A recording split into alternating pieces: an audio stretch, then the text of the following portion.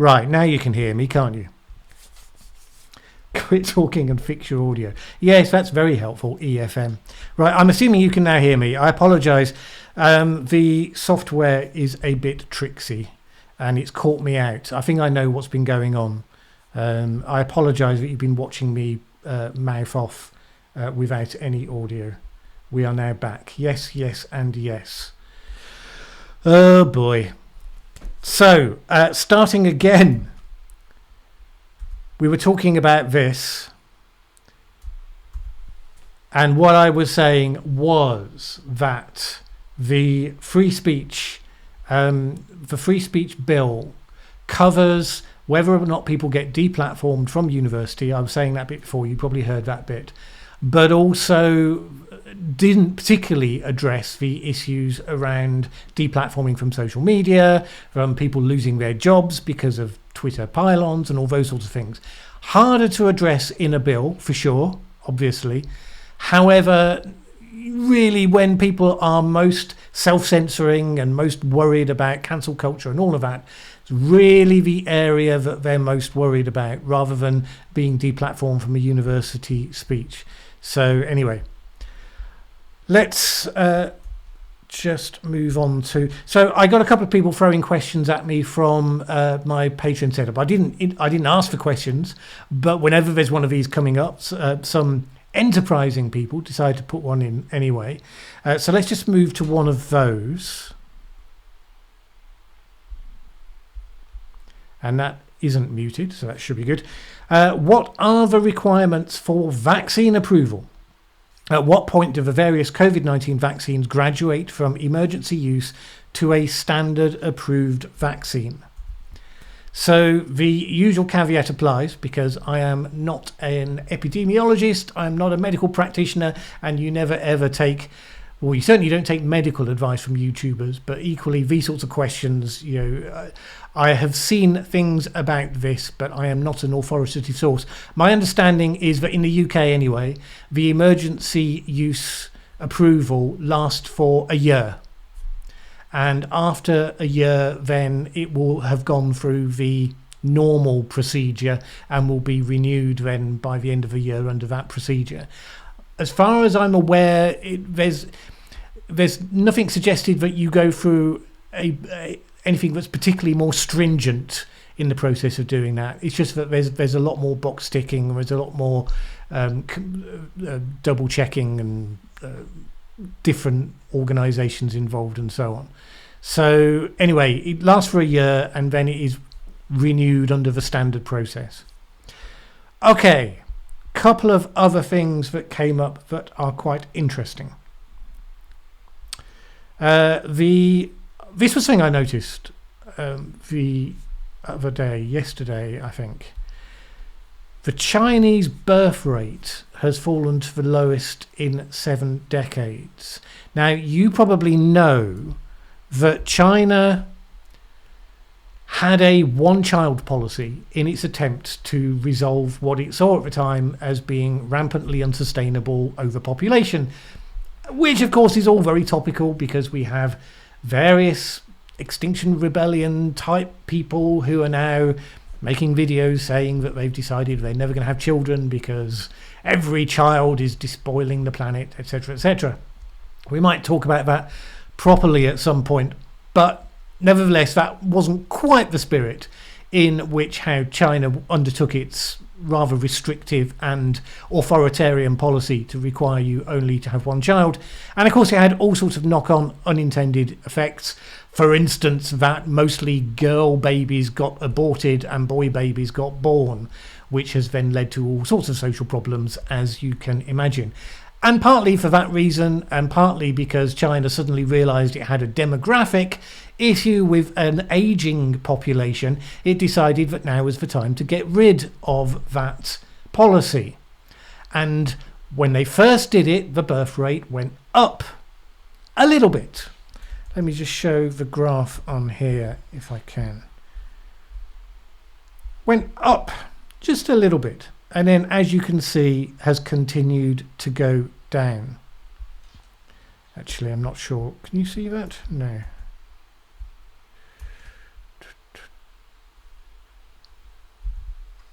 There you go. So up a little bit and then continuing straight down. And it turns out that it's not so easy, even for the authoritarian Chinese government, to require people to procreate and create new human beings, which I find kind of encouraging in some ways, because ultimately we have to, as a species, find out how we're going to manage with a demographically different population, because our societies are now no longer growing. I mean, we have some immigration-based growth, but not indigenous population procreating type growth. And that increasingly happens in developing countries as they become more affluent, as they lose the fear of all their children dying because of malnutrition and disease and so on. So their birth rate comes down as well. So at some point we have to understand what it means to be a steady state population in the world, wanting to live good lives and be affluent and have children if we want to, but know that basically there's going to be a lot more older people and fewer younger people than we used to. What does that look like? Well, it's going to be awkward finding out, because our systems aren't set up to deal with it. So China is also going to be on that learning curve for us, whether they like it or not.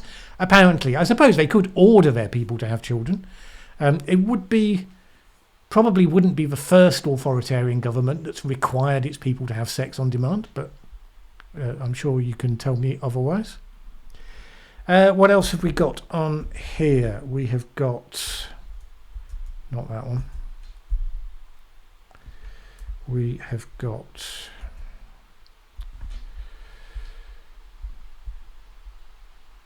another of the measures that the government announced in the Queen's speech, which I thought was interesting because of the crossover with the US at the moment, which is voter ID rules. Now, I don't know where this came from, to be honest, because the UK elections have not been a problem, as far as I'm aware. We just had a set of elections and a bunch of people got elected broadly in line with the opinion polls. There were some surprises on the degree of the Conservative support in England, but it was broadly in line with opinion polls, and the Scottish results were broadly in line with what we thought were going to happen. And nobody has been jumping up and down and saying that there's been fraud and all of that sort of thing, as there almost never is with the UK elections. They seem to be pretty well managed. It's paper-based, so you can't have accusations that voter machines are just willy-nilly changing the results and all that kind of stuff. So why change it now is an interesting question, and I honestly don't know the answer to that. Of course, because of what's happening in America, because of the way that this has been politicized as requiring voter ID is all about suppressing minorities, which I can't say I have wholly understood exactly why that should be the case, because it seems to me, even if there is some evidence that happened, surely the answer to that is to help the minorities over the hurdle, because all you're talking about are measures that mean that you have confidence that the people voting are who they say they are. But, we didn't have that in the UK. You turn up. I forgot to take my voting card this time. Wasn't really a problem. They asked my name, they asked the address, and they ticked it off. And if we had a problem where people started to abuse the system, then you can imagine that they would then tighten it up. And they're tightening up anyway, even though we don't seem to have that problem. So, of course, we have now the people on the left who have been watching what's happening in the US saying, this is about voter suppression and this is about wiping out minorities. And you think, really, not all of these things transfer across the Atlantic, because the Tories have been doing remarkably well by going to communities where Labour traditionally did well and winning the support of those people, while Labour has been losing a lot of support with some of its obsessions. The Conservatives have been looking at levelling up and attracting support from places they never used to get it and all of those things, why would they be interested in suppressing the votes? And where is the evidence that being required to have some photo ID is going to be such a barrier that we can't overcome it to make sure that everyone who wants to vote is able to vote? You know, if there is a barrier, then you overcome the barrier. You don't make it so that you can't verify the identity of people that vote. It seems to me, but no doubt you will have thoughts of your own. Let's have a look at another of the questions. So this was another one somebody asked me. What are the prospects for the China-European Union investment agreement? And you will recall that this was an agreement that the EU struck with China while Biden's administration was just coming in and everyone was trying to garner support against China, and then here was the EU signing a significant new deal with it. That went on hold because the European Parliament was alarmed at where things were going with the some of the Chinese diplomacy. Where is that? At the moment, that remains in abeyance, and at the moment, there's always stuff going on behind the scenes that we're not privy to. The chatter that makes it into public domain so far suggests that it's dead in the water for the time being. Doesn't mean it can't be resurrected, but the interest in Europe in forging ties with America have now become strengthened. So you may remember a month or two ago, a couple of months ago, you had Macron saying things like, well, yes, as far as we're concerned, America and China, neither of them are aligned with the EU's interest. And of course, we will choose our alliances as we please. And that was sort of like thumbing the nose at America, saying, well, you had Donald Trump and we didn't like Donald Trump. And so why shouldn't we work with China rather than America?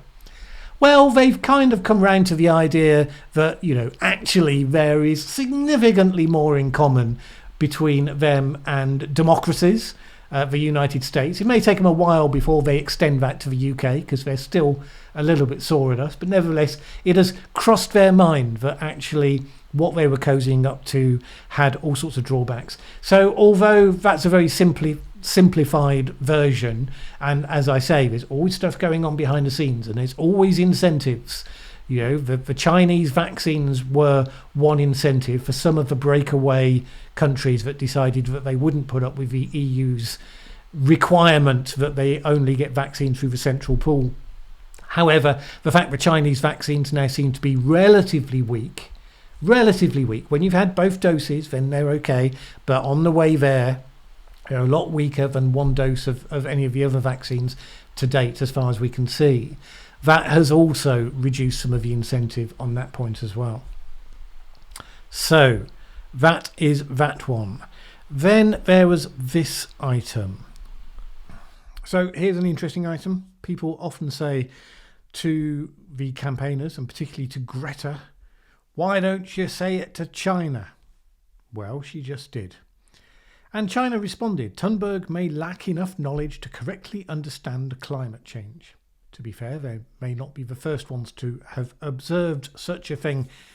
China's annual greenhouse gas emissions in 2019 exceeded those of all developed countries combined for the first time since national emissions have been measured, according to a new report from the US-based Rhodium Group. When retweeting the news on Twitter on Friday, Swedish teenage climate activist Greta Thunberg commented, yes, China is still categorized as a developing nation by WTO. They manufacture a lot of our products and so on. But that's, of course, no excuse for ruining future and present living conditions. We can't solve the climate crisis unless China drastically changes course. And the response came via the Global Times, which is a mouthpiece for the Chinese Communist Party. During their prior period of rapid development, developed countries emitted huge amounts of greenhouse gases without any penalty and restriction. When many developing countries, including China, are speeding up their development, developed countries are trying every means to limit developing countries' greenhouse gas emissions. This practice is unfair and unjust. In terms of reducing greenhouse gas emissions, climate justice and equality must be underlined. China is the most populous country in the world. Putting much more emphasis on China's total volume instead of per capita is an attempt to deprive Chinese people of the right to improve their quality of life. And it then went on to say, Thunberg, who at age 15 started skipping school on Fridays for her climate protests, is merely 18 years old this year. She is short of sufficient academic knowledge, study, and lack of sound self-judgment capability. Girl like her is prone to be affected or even manipulated by some political forces. Lee said in a bid to achieve their political intents, some Western political forces manipulate teenagers, treating Thunberg as a political puppet. This practice is unethical and despicable. It's not very often that I agree with the mouthpieces of the Chinese government. I think on that specific one, with all due respect to Thunberg, who is a remarkable young person for sure, nevertheless, the way that Thunberg has been treated and used by mainstream media outlets and political parties and governments and so on is entirely up for critique. That said, fair enough on her calling out China, fair enough that she has achieved the voice that means that China, the emerging superpower, felt that it needed to respond. So interesting. We shall see how that goes on from here. Here's another question. Why hasn't the United States shipped some of the excess AstraZeneca vaccine to India? There are millions of doses in storage with no intention of using it. It would seem all that is required is for the President to tell the FDA and USAF to make it happen. Well, I think you'll find that they have already done that. I think back at the end of April, about April 20-something, April 25th, 26th, there was an approval for, I think it was 60 million doses, either to go from America or the components of 60 million doses of AstraZeneca to go to India to be put together there. Because one of the key shortages in India is some of the component parts for making the vaccines. I mean, they've got vaccine making facilities because they're one of the vaccine workshops of the world, but some of the essential components were not getting through to them. So I certainly saw that had happened. Whether that is the bulk of the AstraZeneca doses that America has or not, I have no idea. What else is happening to them other than going to India, I have no idea. Obviously, many countries are hedging their bets at the moment and trying to make sure that above all they can cover their own needs, and that might include hedging in that you've got several live in the field, and if it turns out there's a problem with one of them, you might want another one that you can use instead, and all those sorts of things. But in any case, I think they have made some moves on that score. Then there was another question. This is the last of the pre-submitted questions from Patreons, which was this one. I have a question. Can you please look into the election 2020? What evidence is there that it was cheated? So that's not a question for this. That's a sort of a request for a request for the topic for a future video, I guess. I'm open. I'm not attracted to that one at the moment because by and large there is very little evidence. There is a political divide that is focusing on the story of the stolen election. The amount of solid evidence for it remains remarkably small. Now, if that started to change, if something started to emerge that was demonstrably, provably a flaw in this story that, really most of the time, no, even if you get small amounts, because you're always going to get small amounts of things that are going on, but anything that actually reaches the required degree to overturn the result, this is a thing. You have to have evidence that this happened at scale and in multiple locations. And at the moment, there seems to be very little evidence that it's happened very much at all.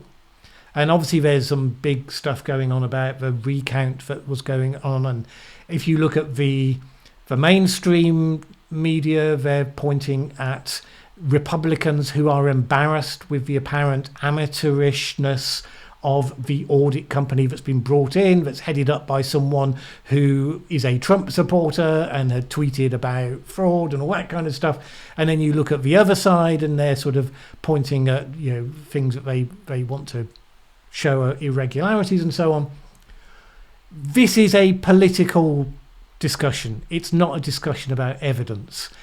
If there becomes a lead that suggests there is real evidence beyond the politics, then I might become interested in it. At the moment, all I see is people pointing out, but look at this, and you look at it and it's a YouTube video of someone making all sorts of claims and, again, no evidence. Well, that's not... there's just nothing there for me to make, really. So, ultimately... there is a lot of stuff behind this that is nothing to do with the evidence, and I'm not interested in the tribal loyalty side of this. That, what is interesting at the moment is the way the Republican Party is currently fighting in amongst itself, and there is a loyalty test in that, and the loyalty test is whether you sign up to believe that the election was stolen. Now, you should be very wary of things that go down that route, because parties that come around personality cults, where there are loyalty tests, where you're asked to believe something regardless of evidence, historically that's not always been a good sign. What else have we got? Well, actually, on that subject, in other news, Liz Cheney has been duly removed after some manoeuvring, as we know. In an extraordinary bout of former President Trump, House Republicans voted Wednesday to purge GOP conference chair Liz Cheney from her leadership post, punishing the conservative Wyoming Republican for daring to refute Trump's lie that the 2020 election was stolen. The decision was made by voice vote, meaning that there's no tally of who voted for and who voted against, which is all very convenient and slightly cowardly, but there you go. And Cheney was unrepentant, and in a speech to the House floor the previous evening, a defiant Cheney made clear that her ouster won't stop her from speaking out against Trump's ongoing efforts. Today we face a threat America has never seen before. A former president who provoked a violent attack on his capital in an effort to steal the election has resumed his aggressive effort to convince Americans that the election was stolen from him. He risks inciting further violence.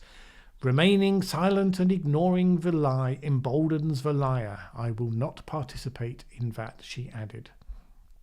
And she also made a stab at the Minority Leader Kevin McCarthy, saying, I will not sit back and watch in silence while others lead our party down a path that abandons the rule of law and joins the former president's crusade to undermine our democracy. So the question is whether that is the Trump contingent now firmly in control for the time being. And a number of people have said that Cheney has made a huge miscalculation and she will now be forever on the fringes and basically is over politically. And that may well be true. I'm guessing that she has made the following equation. First of all, genuinely, I imagine that she thinks that Trump is so unpalatable to her that she is speaking her heart in all of this. But I'm sure she's also made the calculation that says that Trump is a challenging character at the best of times, and that if he were to become the dominant force within the Republicans in a public manner over the coming years, she will be assuming that that will end badly, that sooner or later there will be a backlash, sooner or later he'll go too far, sooner or later the party will decide to refute him. And when that happens, those who stood against him from the beginning might well then be re-embraced as truth tellers and heroes. I wouldn't be surprised if that hadn't crossed her mind. And in some ways, that makes it more likely that she could be a high-profile figure in the future than if she were simply to toe the line at the moment, where she's then one amongst many. But we'll find out in due course, if we all live that long. So let's go on to your questions. We have reached that time, and we have a super chat here from Stephen. Thank you very much, Stephen. Question. Hi, Mal, and thanks for your work. My son's school has hired an anti-racism business to make my son's school more woke. Should I get into it with the school or not cause a fuss? Well, that's a tricky dilemma, and it partially depends on things that I have no way of knowing, which is things like personality of the head teacher, the likelihood that making a stand will make you stand out and be ostracized from your local community. I mean, because, you know, it could be that you'd be putting into words what most of the rest of your neighbours are thinking but dare not say, or it could be that you're highlighting yourself as the odd one out. All of those are questions which I can't advise on because, you know, I don't know your situation. On a point of principle, should you make a stand? What would I do? I suppose I would be taking an active interest from what my son told me about what was happening. Because the mere fact of hiring someone doesn't necessarily mean that it's all going to go horrible. Yeah, obviously, if it's all going to go horrible, that is sometimes a thing that tips you off that it's going that way.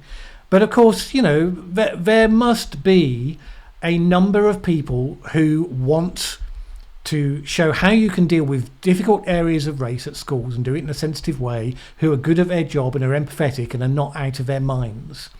Those people must exist. I'm positing this. I don't have evidence to support this.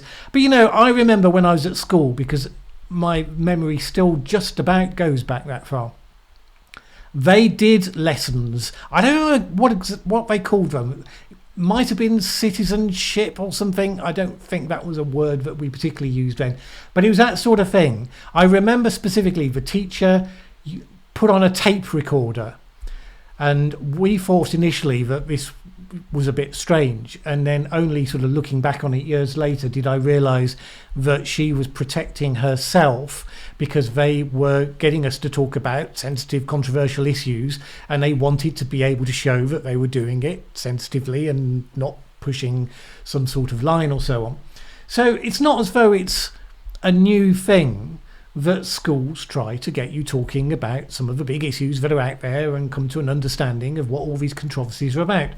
So de facto, you should give them the benefit of the doubt, but pay close attention to where that's going.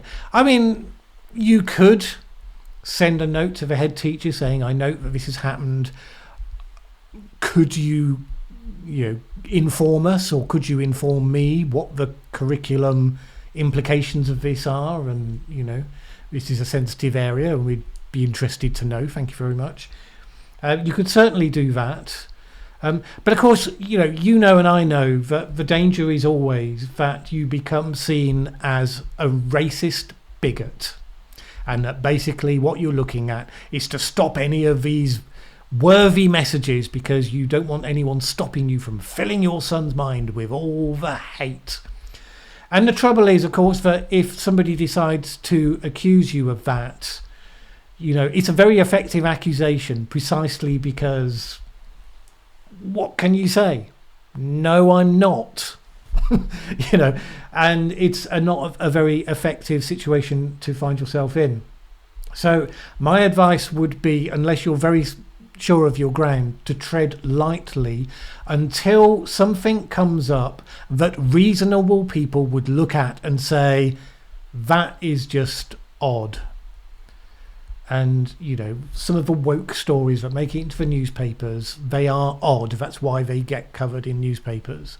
Don't assume that's going to happen, But nevertheless, yes, by all means, keep a careful scrutiny and let them know that you're interested and you're watching, because that in itself is a salutary thing. So thank you for that. Let's find the next question. Oh, okay. So the next question was from Martin, who said, how can I submit a question on Patreon? Because he previously just asked the question, what is the evidence or not evidence for election fraud in the US? So as you'll see, your message to me on Patreon did get through and it did get included. So don't need to spend more time on that. Stuart, UK student unions are partially taxpayer government funded. Can the UK government use the mechanism of withdrawing funding to discourage student unions from attempting to block free speech, deplatforming, etc.? Yes. I would be reluctant to do that, because I think most people seeing it from the outside would feel that was very heavy-handed by the government against the student unions. I think saying to the universities themselves that they have to provide free speech platforms, that they have to provide, protection for all opinions and all of that stuff, or else they don't get funded. I think that's fair enough, because a lot of public money goes into institutions like that, and they are there with an academic mission, and they should be fulfilling that academic mission. Governments shouldn't be interfering to say you have to show this political perspective, but they should be interfering and saying you shouldn't be banning any political perspective. Student unions, student unions are prone to political nonsense. It's part of what young people do. I speak as someone who was once a young person, so I know. And I just think you don't want to have such a heavy hand with them. Ultimately, if they do nonsense, then there will be backlash within their own group. I'm not sure that's my final position. I think it would slightly depend on if it became a habitual, egregious practice, then I'm sure that there would be a reaction. But the occasional thing, I don't think you should overreact.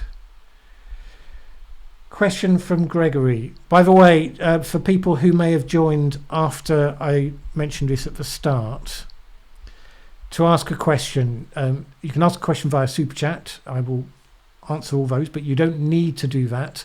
I will try to answer all questions anyway. But you should precede your question with question in all caps, because then it shows up on my search column here. Oops, if you don't do that, then I may not see your question and you won't get it answered, is the short version. So,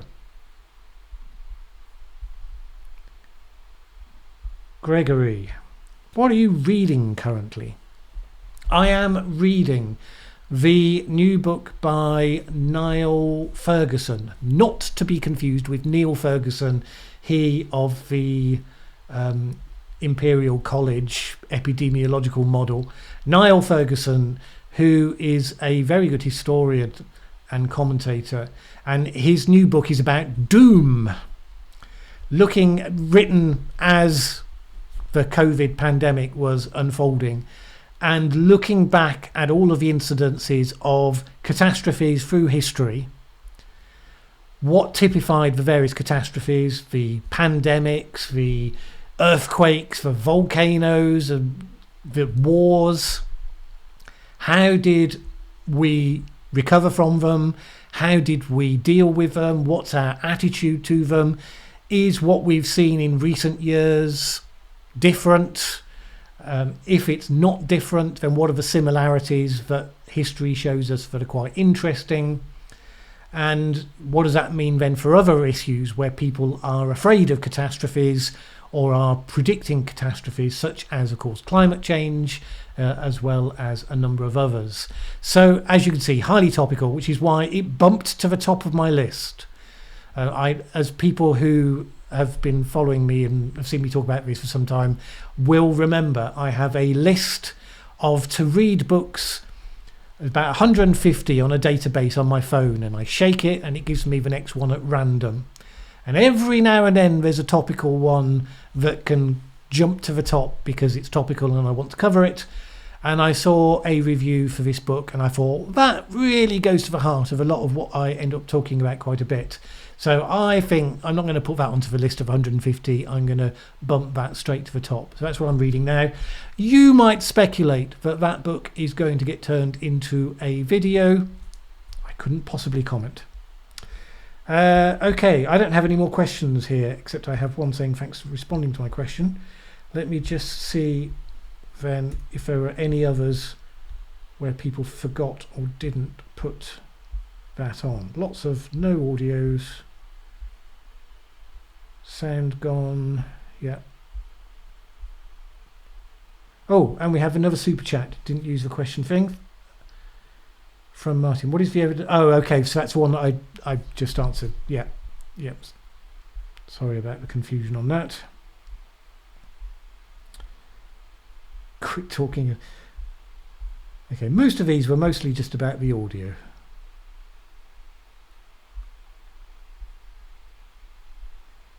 There was probably okay, so this comment, not a question. There was probably a very small amount of election fraud. If you check, Libertarians had 3% of the vote in 2016 and 1% in 2020. In 2020, like myself, I switched my vote to vote down Donald Trump. It's hard to make that equation, though, because, you know, when you're talking aggregate behaviour of large numbers of people, this was a very, very polarised election. In 2016, it was a very polarised election, but what you had was one candidate who was deeply unpopular with a significant proportion of the people on her own side, many of whom assumed, because the polls were saying it and nobody imagined it could be otherwise, that Trump had no chance of winning. So there was a high turnout on the Trump side because he was playing their tune, and then there was a suppressed turnout on the other side because of that. This time you had two sides of very highly motivated people, and that's going to suppress third-party votes more than when that's not the case. When you think that, you know, one side is a shoo-in, then you're going to be more likely to indulge a third-party candidate as a statement vote or a protest vote. When you think, okay, I'm not fond of either of these two candidates, but one is significantly less terrible than the other, then obviously that's a totally different equation. And, you know, I would be surprised if you have to go much further than that dynamic to explain why that vote went down between 2016 and 2020. That is speculation, of course. Somebody may have done some polling to try and get some evidence for that. The polls have had such a terrible track run that it doesn't necessarily mean that anyone's going to believe it anyway. But you shouldn't necessarily assume from circumstantial evidence like that, because we're just then trying to second guess how various people were thinking, and that doesn't necessarily always follow. Then we have, what's this one? Feel Metal Man. There's actually a term in China for politicians behind causes like Greta's. They call them, okay, you've got me, I can't pronounce that, or white left. 10-year-old term. Okay. Cheney's going to lose her job. Her state party are likely to sack her. Yes, and you know, if I was a Republican in America, I would be torn right now, but I would be worried about the idea of the party becoming one where you have to pass a loyalty test in order to be able to be a significant person. You know, a lot people said a lot of nonsense about Trump while he was president, and I would always try to represent what was going on fairly, you know, and I would criticize some of the nonsense because it was nonsense, but there was nonsense on both sides, and you know, the mainstream media were astonishingly corruptly biased, and I was going to call that out. That said, you know, what Trump has done since has been he's tried to settle scores with anyone who didn't support him, and he has tried to create this one flavour Republican Party where if you don't line up and say, I agree that the 2020 election was stolen, then you are out. Even if you support his political positioning, even if you listen to most of his speeches and you punch the air and say, yeah, this is speaking to me, you should be worried about that as his main preoccupations post-election. I don't think that takes the party, or indeed him, frankly. If I was his best friend, I would be trying to talk him out of some of that stuff and say, look, you could be really powerful with all of this. Focus on what you want to achieve over the next 5 years, what you want your legacy to actually be. Do you want your legacy to be that you stuck it to Liz Cheney, or do you want it to be that you shaped America in some way? Come on, what's the bigger picture here? And I just think he doesn't have people around him who he will listen to, who are saying that to him. He's got people around him who say, yes, Donald, no, Donald, anything you say, Donald. And that is never a good idea. However good a leader you are, that's never a good idea. And especially not if you are on the narcissistic side, which I think even Trump supporters will acknowledge is part of his character. Question. What do you make of the possibility of higher inflation in the US? And do you hang on a sec. Let me put this up on the screen. What do you make of the possibility of higher inflation in the US, and do you think Biden's policies are to blame? Well, look, I am not one of the people who thinks that standard economic rules have somehow been abolished. There's a lot of nonsense being talked about how modern monetary theory means that, yes, you can keep printing money, and yes, it's all okay because... No, I don't believe that for 2 minutes, because history has shown that when you go for the printing money thing, when you start spending vast amounts, then there are consequences, and we know the consequences because we have been there numerous times. Now, America has been historically somewhat insulated because of the central role of the dollar as a global currency, and because of various things related to that. It has had more leeway than most, for sure. Does that mean it's a blank check? No. Does the spending of $6 trillion in massive spending bills start to stretch credibility of how far that extends? I would suggest that it is a rational fear that it does. Will there be consequences? And I think, yes, there are going to be. To some extent, I think the Biden administration is counting on the possibility that, yes, there may be consequences down the line. But people do dissociate some of these consequences from their causal factors. So they won't necessarily, when the interest rates go up, because a lot of the people won't have been following all of the news that closely and won't be really following economics and seeing how these things play out, they will see interest rates going up and that hurts, or inflation goes up and that hurts. And they won't necessarily associate it with the high spending that was done the year before. They got sent some money and they were jolly grateful that someone sent them some money. It's, if you're a politician giving people a check for $1,000, in the short term, can't go wrong with that.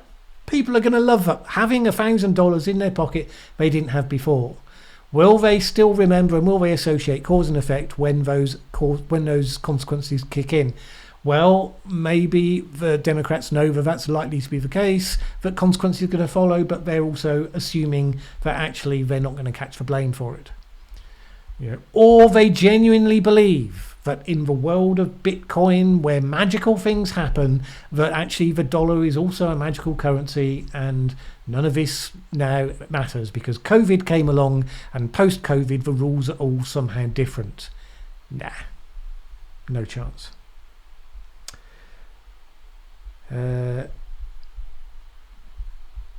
Martin says, I think abolishing tariffs is to blame, since then all compete with everybody. So to lower wages, easiest thing is to devalue the currency. I mean, there's no doubt that none of this was helped by the trade wars that were started well before Biden arrived.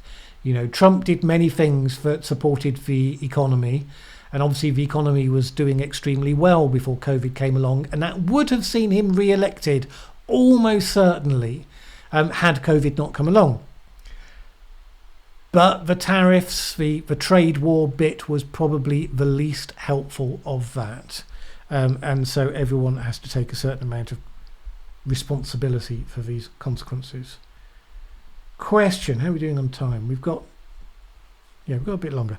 Any opinion on Geert van den Bosch's hypothesis on current mass vaccination and its dangers?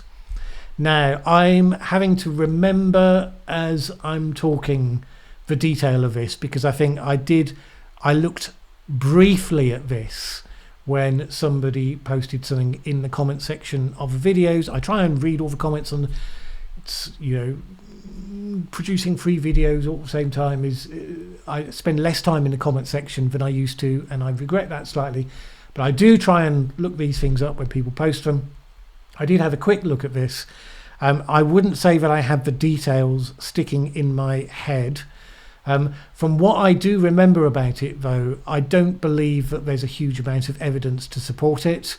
I think we have seen many vaccination programs in the past, and by and large, we haven't seen the consequences that I understood that he was flagging.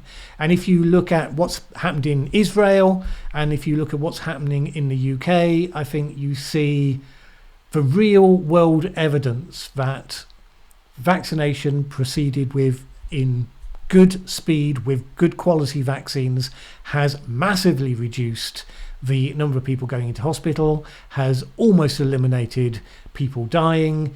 Why would you not do that? Now, I do understand that the argument was that if you did it in the middle of the pandemic, then it might lead to variants becoming more powerful, getting around the vaccines, and it would make it worse than it would otherwise have been. There's no evidence of that. I mean, I think lots of people are vaccinating across the world. Where it's not being that effective, it's because the vaccines they're using are either not the best ones, like the Russian ones, where you have to get the second dose before it's particularly effective, or you're doing what India bizarrely did. India has vaccinated around 10% of its population, huge population. So vaccinating 10% is a big logistical issue. But they, unlike the UK, unlike Israel, unlike many other places, they did not decide to vaccinate those who were most at risk first. So in the UK, we did the over 85s and those with serious comorbidities, people with immunocompromised systems and all that kind of thing. And then the next age group down and the next age group down. And there were a few that were sort of not in order for various reasons, but mostly it was the most vulnerable people first. And that is one of the reasons why it has been so successful and why the rates have come down so much. India didn't do that.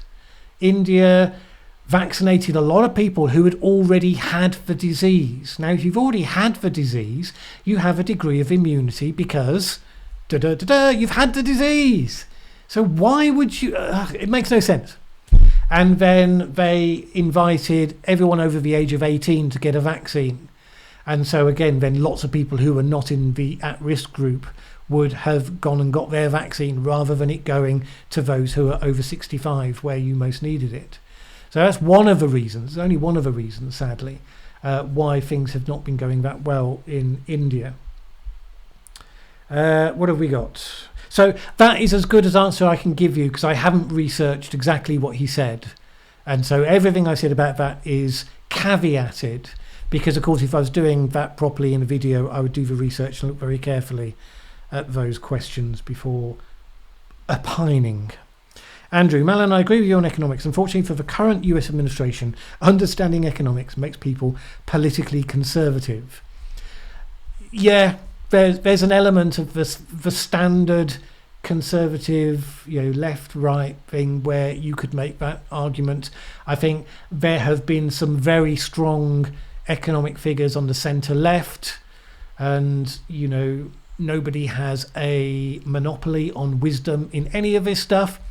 But as soon as you drift away from the centre, then you get more into magical thinking. Well, that applies to both sides as well, actually, because the ultra right are prone to magical thinking all of their own. So I'm a great fan of tacking to the centre. He was this was about the doctor. He was on Brett Weinstein's podcast. Didn't understand anything. Isn't it interesting? So those of you who watch Brett Weinstein, who he and his wife are very interesting commentators on all of this. They are what are they? They are evolutionary biologists, and they have a particular take on things, and obviously with the pandemic that has a perspective which is of interest. They're not epidemiologists, but they have a take that is relevant, and they've been speaking a lot about the origin of the pandemic. And those of you who saw my video about did the virus start at the Wuhan clinic, you will have seen that I certainly looked very seriously at the evidence for that, and frankly came away believing that it is more likely that it started in the Wuhan virology centre than that it came naturally from bat to third animal to human. Still an open question, but we would have expected to see evidence of the middle ground for transmission. And that has been very similar to what Brett and his wife Heather have been talking about. But they appeared on, I think it was Bill Mayer's program, and didn't put forward the best framed version of their argument. And so there's one or two people who very strongly have them in the crackpot box. And I went and watched Potholer 54's latest video the other day, and just looked at the comment section under his. And somebody there was saying, you should deal with Brett Weinstein, total crackpot on all of this stuff, blah, blah, blah, blah. And I thought, no, he's not. And there's this question about where do you draw this line? So Potholer and, I sometimes debunk obviously flawed, scientifically flawed propositions. That is not the same as having a discussion. What Brett and Heather do is they hypothesize, they look at what evidence there is, they consider what it means, and they speculate, and they never claim to be anything that they're not, and they never claim that they've come up with any answers. And the tone of that discussion is just so different to the people who come on and they say, the government's hiding this because, and the nature of the discourse is completely different. The nature of the evidence, and particularly the degree of certainty. Anyone who looks at those situations and then talks to you with 100% certainty that they're right, those are the ones that you need to be careful of, because sometimes they will have some interesting things to say, which is why you still pay attention to them, but you probably have to double check what they say and double check that the evidence they show actually supports them, because quite often it doesn't. That's no way the spirit of how Brett Weinstein and Heather Hagen talk about these issues. And the fact that some of the people who watch Potholer 54 will look at that and they'll say, another crackpot, it just makes you wonder how anchored we all are in what is legitimate discourse, what is evaluating what's out there and trying to make sense of it, probably getting half of it wrong, but we're talking aloud and thinking it through, and the things that are right for debunking. Question. Okay, let's pull this onto the screen. Do you think the Labour Party can win a general election in the next decade, the UK Labour Party? If so, what do you think they need to do to change their fortunes? Yes, they can. A decade's a long time. And a couple of things has to happen. And it's not just what the Labour Party does. So, first of all, yes, okay, the Labour Party needs to do the thing that so far Keir Starmer has not been able to do, and I don't blame him for this, which is to project themselves as a government in waiting. In advance of the Blair-led Labour Party coming to power, you could feel the power draining away from the John Major government and being soaked up by the Tony Blair government in waiting.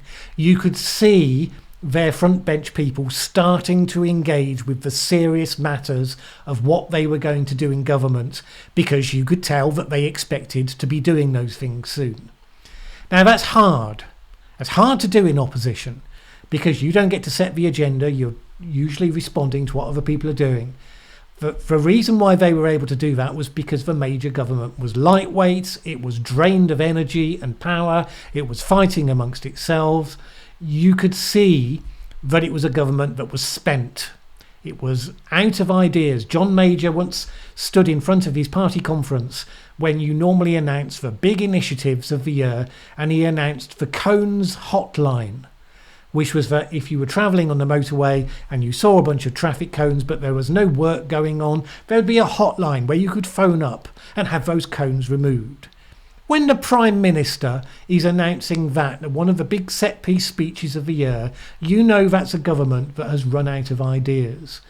So, as you see, there's a two-part thing to that. One was that the party, the Labour Party, was projecting itself as the government with the new ideas and energy, and with a strong front bench of, a team, not just for one person. But then you contrast that with a party that is incompetent, that is out of ideas, and is losing energy. And the thing is that during the time of the pandemic, you're not going to have that happen because the opposition party can't operate. Keir Starmer has done the right thing, and it was always going to make him look weak. Because if he had resisted Boris's actions to the death, then everyone would have said that they were rocking the boat when what we needed to do was to knuckle down and get this virus thing sorted out. So what was the worst thing for him? To go along with that, knowing that fails then to project the Labour Party as having any kind of alternative, but keeps the powder dry, because the pandemic's going to be well forgotten by the time we get to the next election. And it's the same reason why Boris has just won the election in England. They did really quite badly at the start of the pandemic. They looked incompetent in many ways early on in the pandemic. And as I mentioned in one of the recent videos, one of the MPs in the party, one of the old hands, had said, don't panic yet. Because it's how this finishes, not how it starts, that will really be the thing that stays with people. And of course, that's exactly what we've seen. So the vaccination has gone incredibly well, and that's then suddenly been reflected in good election results. Now, Keir Starmer can be making the same equation. He can be saying to himself, well, okay, this year, there are not many things we can do. I mean, of course, he could always have done things a bit better, for sure. He could have been a slightly better performer than he has been. But really, his opportunity comes in about 6 months' time, when the pandemic has started to fade completely, and then Boris's government gets judged on its own competence. And competence hasn't been its hallmark so far, and in as much as it was in the early days, it was quite likely to have been because of Dominic Cummings's influence. It's a mixed bag, but nevertheless there were certainly some competence-based things that were devolving to him, and he's now no longer on the picture. So if I was Keir Starmer, I'd be saying, okay, let's expect that by the next election Boris's government is going to be looking incompetent. They're going to do a bunch of things. They're going to mess a bunch of them up. We are going to savage them on those incompetencies as they come. And by the time the election comes, we will have built our strength in terms of our proposition, maybe the 2 or 3 themes that we can stand as the things that people remember us for. Because you don't need a big complex programme, you need the big picture ideas. And then people say, oh yeah, we know what they're for, and Boris is incompetent, maybe it's time to give the other lot a chance. They could do that not in 10 years, they could do that in 3 or 4 years. But it all depends. If Boris's government gets a second wind, because they've been on the back foot, there's been a pandemic. It's not entirely surprising that they've been rocked on their heels. But if they can manage to get on the front foot, then maybe Keir Starmer will need to do more than that. Is it capable of doing it? Labour Party traditionally is good at tearing itself apart, of course, and it has its radical base that won't necessarily be very patient. And if it can seize an opportunity to depose Starmer and put in a Corbynite, then they will do. I suspect that they won't get the opportunity to do that before the election, although they might be able to inflict enough damage to then balance out Boris's incompetence by showing a Labour Party at war with itself. So it comes down to whichever party manages to remain the most disciplined and the most outward focused will win the next election, I think. All right. Okay. Oh, we have a question here. Stephen O'Neill. We're going to do another 10 minutes, I think, and then we will call this to a close. What are your thoughts on Scottish independence? I am Scottish and I am on the fence. My preference would be caution and move to a federated state first before pulling the trigger fully. Well, I am not Scottish and I don't live in Scotland, so ultimately, yeah, the starting position is if it becomes the settled will of the Scottish people that they want independence, then they should have independence. It clearly is not currently the settled will. You see, what it shouldn't be is what the Scots Nats would try to achieve right now, which is that if they can squeak the referendum, because they managed to turn the opinion the week before and they squeak over the line with 50.1% of the vote, then it's time for independence. I don't think that is how you want to do that, because once it's done, it's done. It is a divorce. Now I can almost hear the Brexit Remainers saying, but that's what happened with Brexit. And you're absolutely right, except that there's a difference between the nation state and a union of what was supposed to be a trade area that then became something a bit more and a bit more and a bit more and a bit more.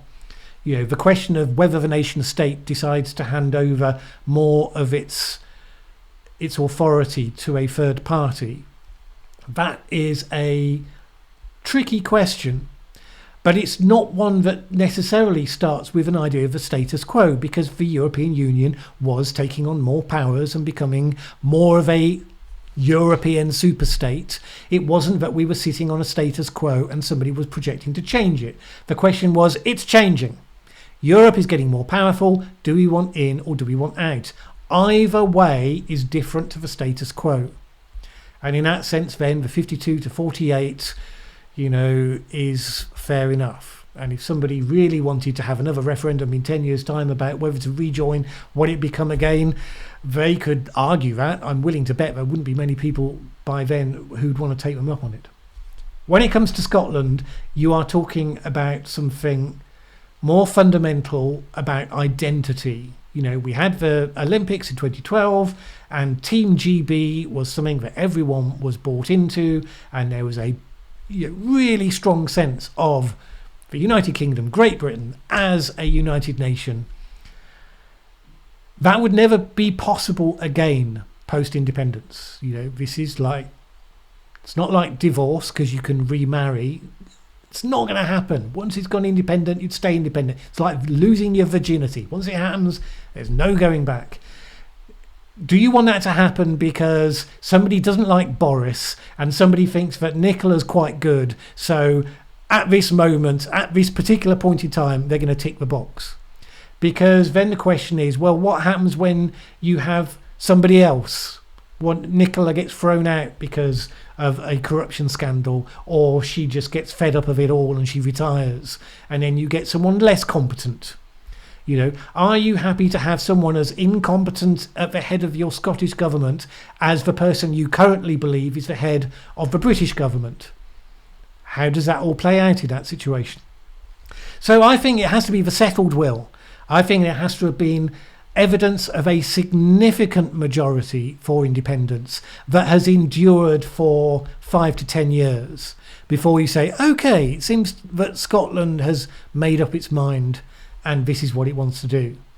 That's my opinion, but of course my opinion is just an opinion, and ultimately it will come down to what the Scots decide at the end of the day, because if the British government plays it badly, then they will provoke a backlash, and that will force the hand.